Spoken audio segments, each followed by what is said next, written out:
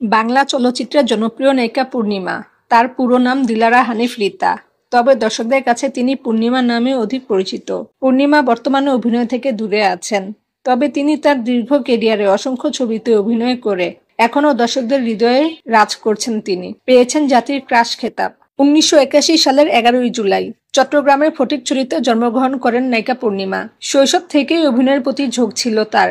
সেই আগ্রহ, স্বপ্ন আর মায়ের উৎসাহ থেকেই মাত্র 14 বছর বয়সে নাম লেখান চলচ্চিত্রে। 1998 সালের 15ই মে জাকির হোসেন রাজু পরিচালিত এ জীবন তোমার আমার সিনেমার মাধ্যমে রিয়াজের বিপরীতে তার বড় পর্দা অভিষেক ঘটে। সেই শুরু, তারপর আর পেছনে তাকাতে হয়নি। পূর্ণিমার প্রথম ব্যবসা সফল সিনেমা ছিল যোদ্ধা।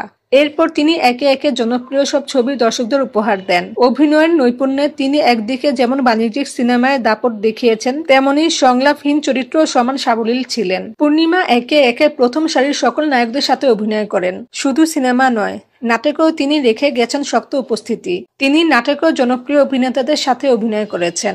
এর পাশাপাশিও করেছেন উপস্থাপনা। বিভিন্ন অনুষ্ঠানে উপস্থাপনা করে পূর্ণিমা খ্যাতি পেয়েছেন।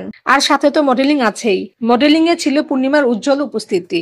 পূর্ণিমার ক্যারিয়ারের উল্লেখযোগ্য এক অর্জন হলো কাজী হায়াৎ পরিচালিত ওরা আমাকে ভালো হতে দিল না সিনেমার জন্য জাতীয় চলচ্চিত্র পুরস্কার অর্জন।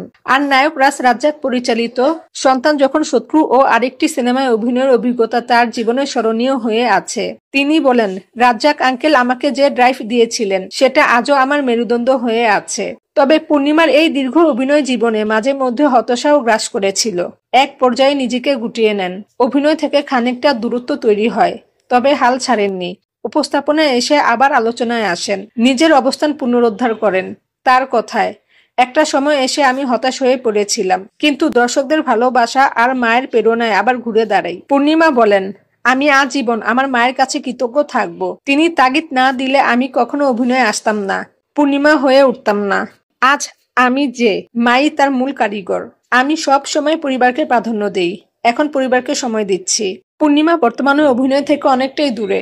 সংসার, সন্তান এবং ব্যক্তিগত জীবনই তার মূল ব্যস্ততা। তিনি এখনো মাঝে মধ্যে বিশেষ কিছু কাজ করেন, তবে সংখ্যায় খুবই সীমিত। পূর্ণিমার অভিনীত সর্বশেষ মুক্তিপ্রাপ্ত সিনেমা আহারে জীবন, যা মুক্তি পায় 2023 সালে।